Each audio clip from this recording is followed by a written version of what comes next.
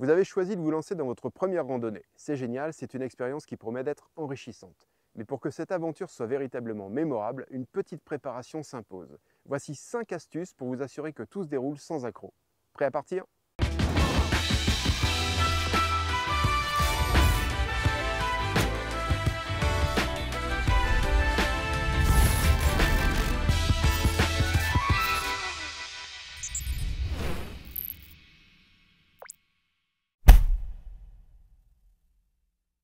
Nous le faisons tous, partir à froid en se disant que ça ira en roulant. C'est une erreur. Cette phase est très importante dans tous les sports car cela permet à votre corps de monter progressivement en température.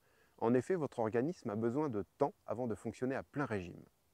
Afin de respecter cette règle, prévoyez quelques kilomètres à plat si possible pour vous échauffer sans forcer.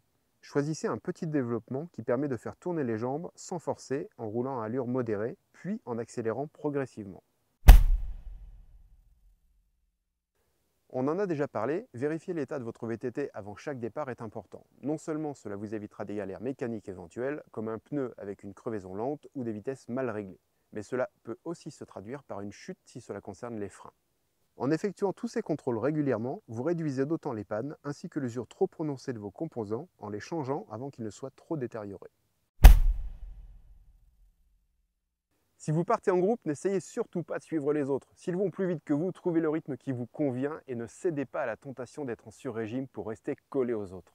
Vous allez vous épuiser rapidement et risquer surtout de ne pas finir la sortie. De plus, en étant constamment au-dessus de vos pompes, vous allez fatiguer bien plus rapidement et vous risquez de perdre en lucidité et donc en rapidité de réaction au risque d'aller à la chute. L'idée, chacun garde son rythme et tout le monde arrive au bout. Le choix de votre parcours devra se faire en fonction de vos capacités physiques et non de votre envie de grimper tous les sommets du coin. Vous êtes en petite forme, privilégiez un tracé court avec des zones où vous pouvez couper pour rentrer. Cela vous laisse plus d'opportunités pour profiter de votre sortie et de l'aménager en fonction de vos possibilités.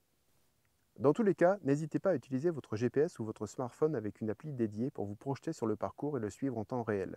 Cela évite de se perdre, permet aussi d'anticiper les montées avec l'affichage sur écran, mais également de voir les points d'intérêt remarquables. Et utiliser une appli permet aussi de découvrir de nouvelles traces, même à côté de chez vous.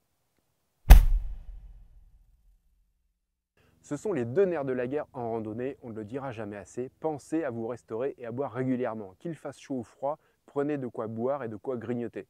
Des bars, des fruits secs, des bananes, des amandes, ce que vous voulez, mais pensez à les emporter. L'idéal, c'est de penser à boire une gorgée toutes les 15-20 minutes et de manger peu toutes les 30 minutes. Bien sûr, cela varie d'un individu à l'autre, mais cela reste une bonne moyenne. C'est une habitude à prendre, mais cela vous permettra de repousser la fringale fatale, l'hypoglycémie ou l'apparition de crampes qui mettront un terme à votre sortie dans d'atroces souffrances. Voilà, j'espère que ces quelques conseils vous seront utiles ou feront figure de rappel pour certains. Votre avis nous intéresse, n'hésitez pas à nous dire en commentaire ce que vous en pensez et profitez-en pour vous abonner ou cliquer sur la cloche pour recevoir en avant-première nos prochaines vidéos.